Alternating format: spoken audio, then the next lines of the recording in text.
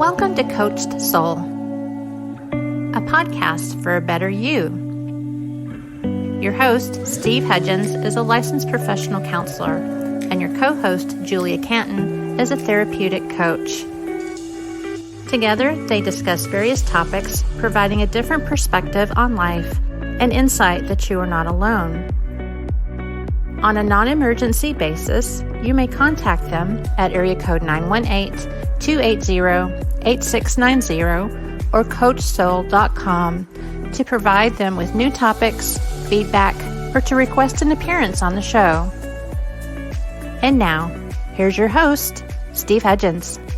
Welcome back. What a great week it's been for me. I definitely enjoy the weather of spring.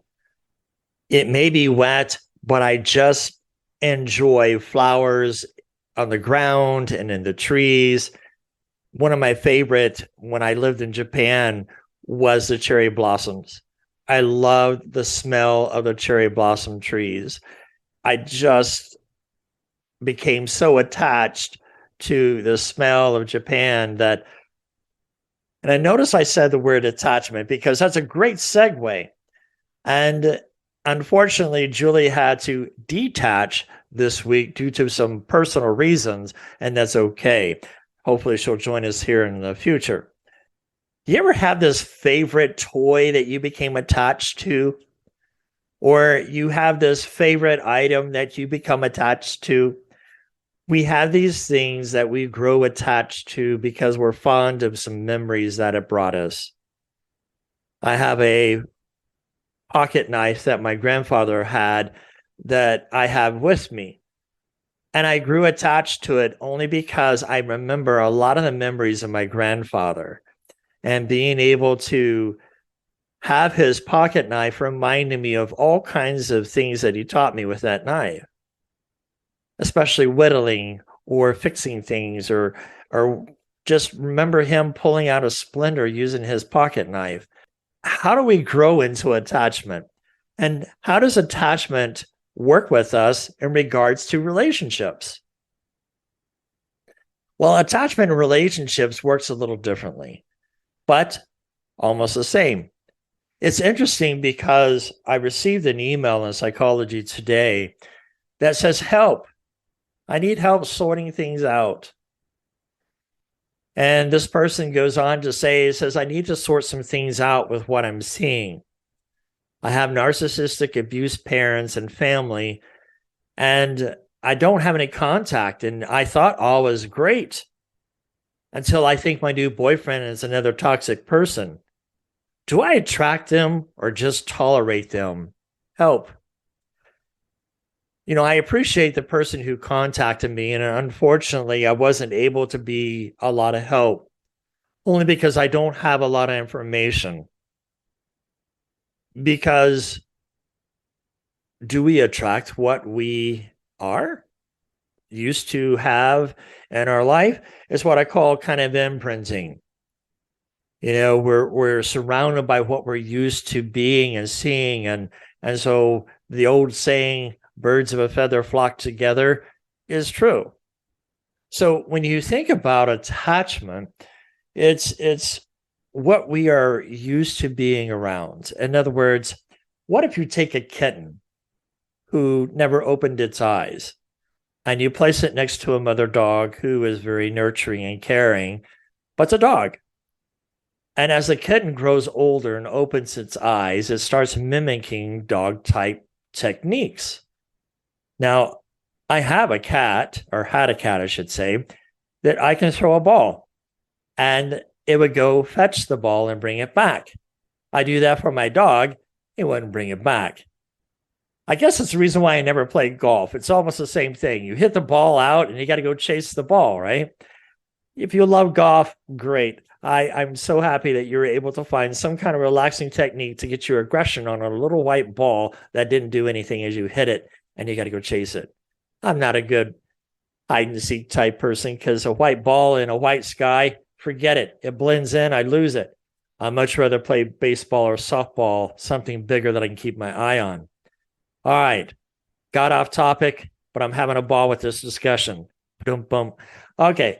So when you think about attachment, right, it goes back to Dr. Bowlby and what has happened. But back in 1975, and you can look this up on YouTube, and it's called the still face experiment. They did this experiment to kind of see child development, kind of see what's going to happen with this mother and its child. And they wanted to do 3 minutes of interaction. And what happens when they told the mother to be non-responsive, not to be any showing of expression? And what happens is the child becomes frustrated.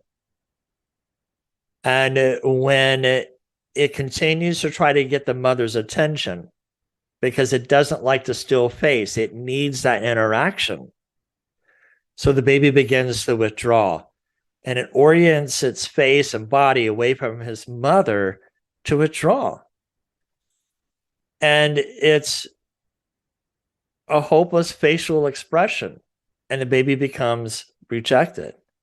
So when it comes to your children, I want you to think about what this does for your children, because that's where attachment begins. In a normal, healthy setting, when a baby starts to make a smile, our natural tendency is to smile back. And when that baby makes an ooh face because it needs to have burped or a diaper change, we make the same kind of ooh face, but then a smile because it's all better again. So we're building attachment. And so if you watch this YouTube video, and he talks about what is happening between the child and the mother. Now, what does that have to do with today? Attachment styles and growing up, right, determine how your attachment style is going to be with your future partner and with relationships with other people. For example, codependency and narcissism is what we call a human magnet, because they really attract and draw to one another. The narcissist is all about me, but the codependent needs that attention. And so it's going to go to please. And so the narcissist gaslights, and it's what I call the bending spoon effect. It bends back and forth. In other words, I'm going to give and take back. I'm going to give and take back. But the codependent, it is stimulated by that. And so it's challenging and difficult if you're a people pleaser to break from that. And that's part of attachment style. You know, Bowlby believed that because of this evolution of infants and toddlers were monitoring their parent to see what strategies would allow them to stay close. And when you think about the 4 attachment styles, right, there's one that's called secure. There's one that's called avoidant or anxious avoidant in children. Anxious, they're preoccupied or anxious ambivalent in children. Disorganized or fearful avoidant in children. So one needs to understand avoidant and anxious and disorganized are considered insecure attachment styles. So if a child is consistently relying on the parents, right, to fulfill their needs growing up, and the parents are fulfilling that and providing a safe space where they can express their emotions freely, then they develop a secure attachment style. On the other hand, insecure attachment styles like the avoidant, anxious, and disorganized develop if a child has had a strained bond with their caregivers. And this happens when the child learns that they may not be able to rely on others to fulfill basic needs and comfort. Recently, I had lunch with a dear friend of mine, and he was discussing a time about how do I talk to my son-in-law about how he talks to my grandson. And I said, what do you mean? And he says they were eating at one point in time, and his grandson had popped up and said something. And his father had told him to be quiet. Now's not the time. Eat your dinner. And he says his grandson had this clenched jaw and just bowed his head, and he can tell he was very frustrated. And I said, when this happens, call attention to it. When I worked inpatient, I'll pause there for a second. When I worked inpatient, we dealt with attachment styles, reactive attachment disorders and attachment disorders. And we used a Dr. Daniel Hughes dialectical behavioral therapy to where he wrote this book called Brain-Based Parenting. Again, that book is called Brain-Based Parenting. And I enjoy this book because he talks about using a technique called PACE, P-A-C-E. P for playful, A for accepting, C for curious, E for empathy. If you want to develop a healthy attachment style, remember, it's providing a safe place for this child can be able to express its emotions. And I explained to him, try PACE, being playful. Well, what does that mean? Well, the child comes home and he says, today sucked. I hate school. Instead of saying, hey, you shouldn't talk like that, or try to correct the child in its emotions, be playful. Match it. Oh my gosh, it sounds like you had a really rough day. I'm so sorry. What made today tough? So you're going to be playful. You're going to accept where that child is and just acknowledge it. Acknowledge how they're feeling and their emotions. It's no different than you becoming upset when your boss comes in and gives you a different task. That child needs to learn how to develop into their emotional state. Kids are a blank slate. They need to be taught how to manage their emotions more effectively. But if a parent shuts them down, it's hard for that child to develop healthy and secure attachments in their relationships. And being playful. Oh my gosh, today sounds really hard for you. Accept it. And then you become curious. I really want to know what happened. Would you like to talk about it? And of course, a kid wants to talk about it because they're emotionally wound up. And most of the time they will. But if you allow them time and space, they'll come and talk to you about what happened. But be curious. One of the things that I do try to talk about in my therapy sessions is not to talk to your child and say, well, why did that happen? If your boss comes to you and says, well, why did you do that? Listen to the tone and how that comes out. Can you explain why this happened? When you think about the question why, in my opinion, why brings about judgment, right? It judges you. And it's easy to blame it. Anytime you ask a child why, you're going to get four answers. And those four answers are, I don't know, lie, blame, or excuse. And when a child feels judged, how do they build attachment? Because they feel rejected and feel judged. So when you're curious, hey, I'm just curious. Tell me about your day-to-day. Well, the teacher just yelled, and teacher did this, and teacher did that. And you repeat back. Wow. So the teacher did do that. You try to lower your voice and bring it calm to see if that child will follow you. If you can bring him down by changing your tone of voice and remain calm, naturally the child should be able to follow you because they're being heard. And as you're talking with them, you want to be providing empathy. Empathy in such a way that you're not taking over the conversation, but empathy to let them know you recognize they're hurting. And again, that creates a safe space. And as I explained to my friend, it's be curious. I can see by your reaction that you're really hurt. And I'm so sorry that you're hurt.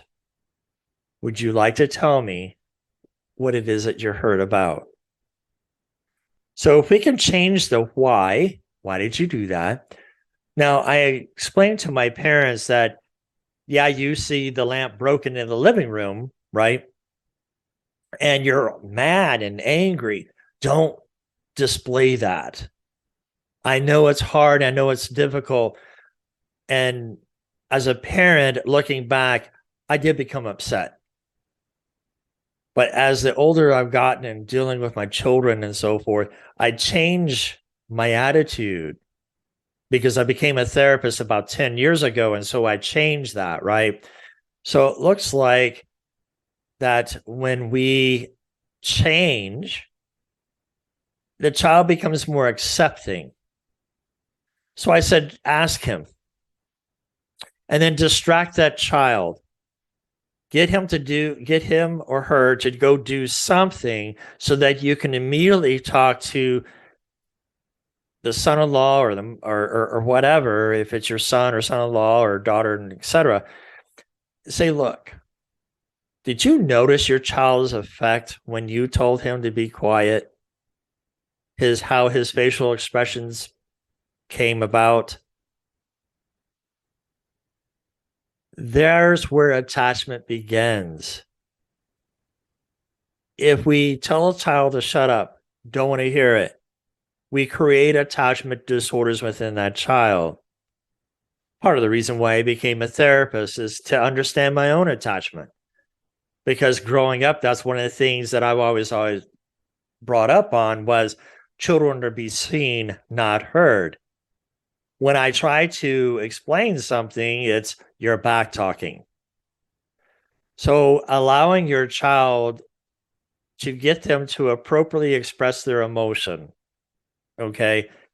And it's remembering not to take it personal. Remember, you have childhood hurts too. And it's like somebody touching that porcupine quill that's been in there for years that never was pulled out or healed properly, right? And somebody reaches up and touches your arm and you feel hurt and you project that hurt. Well, you hurt me. So it's the same thing as a child. A child, remember, is a clean slate. So we have to coach and teach this child how to deal with their emotions.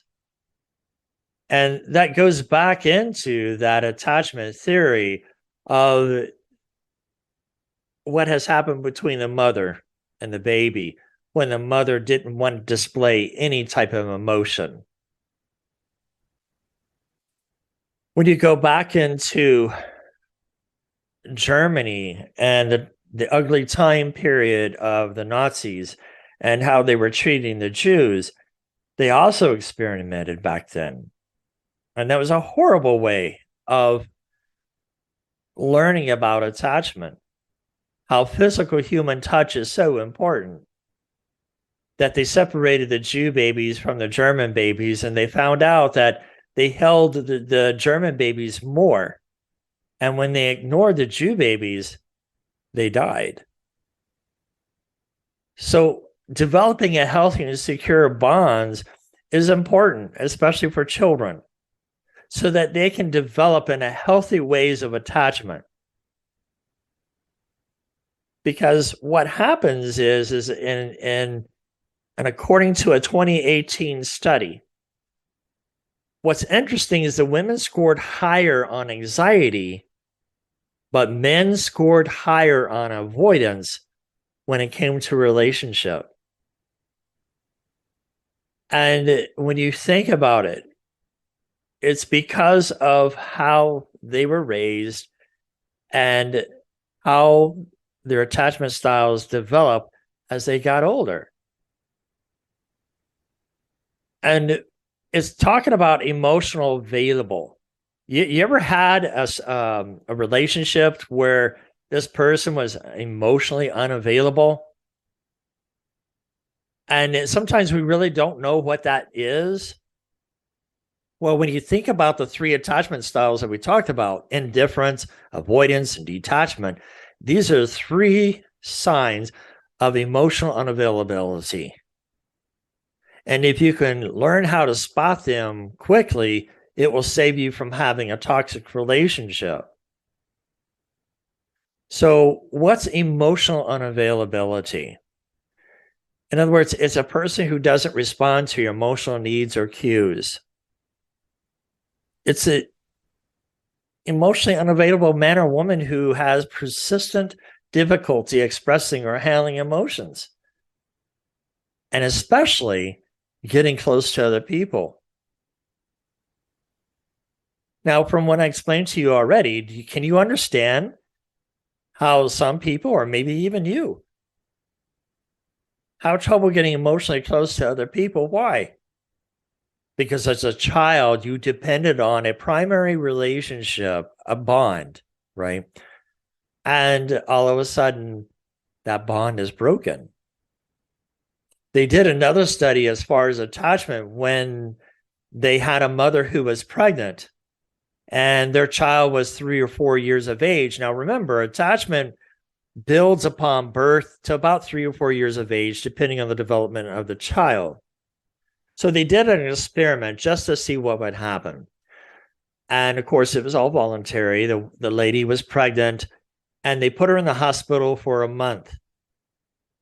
Of course, her 3-year-old child wasn't able to come visit because the mother was in the hospital. And what they found is that month or two being away created an attachment issue. Anxiety. Where's my mom? And it's hard to explain to a child where mom is because they're tangible, they're visual. And some of the attachment is starting to wear off and they become anxious. And so that's how some of the other attachments become developed in adults later as dysfunctional.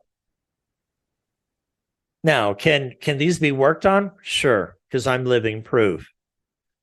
And I'm going to close out a little bit about myself and revealing that at one time I became a therapist because I wanted to be able to help people understand about relationships. I enjoy helping adolescents and their children and their parents.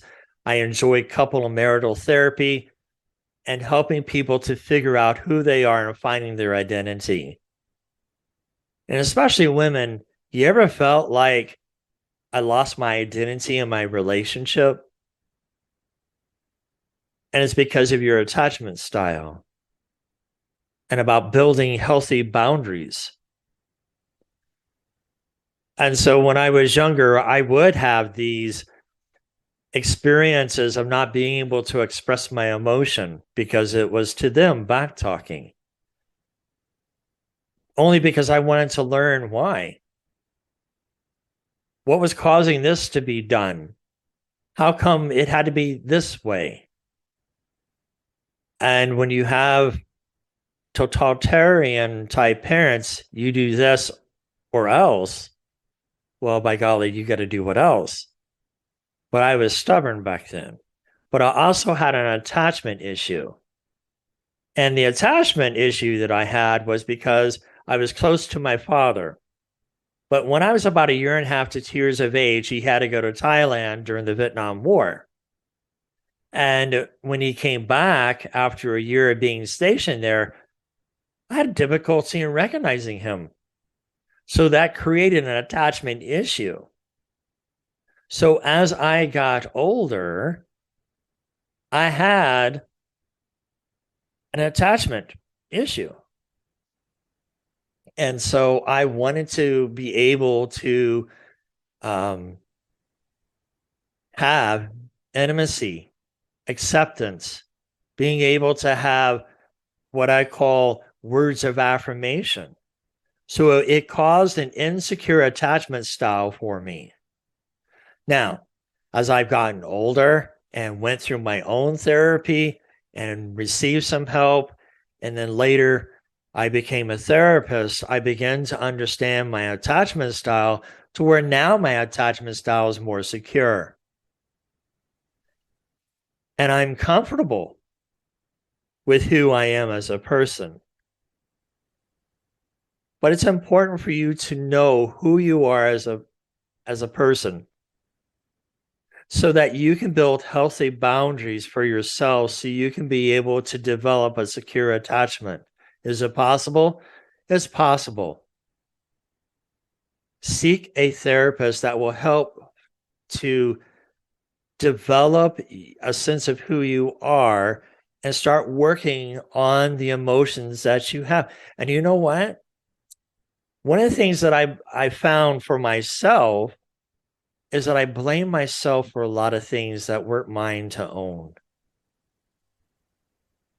And when you begin to realize that you don't have to own those emotions, you become secure in yourself and understanding it wasn't my fault that because my dad went away. As a child, you don't realize it. And subconsciously, I blame myself for my dad's disappearance. And so it became a rocky situation because I never did bond with my mother.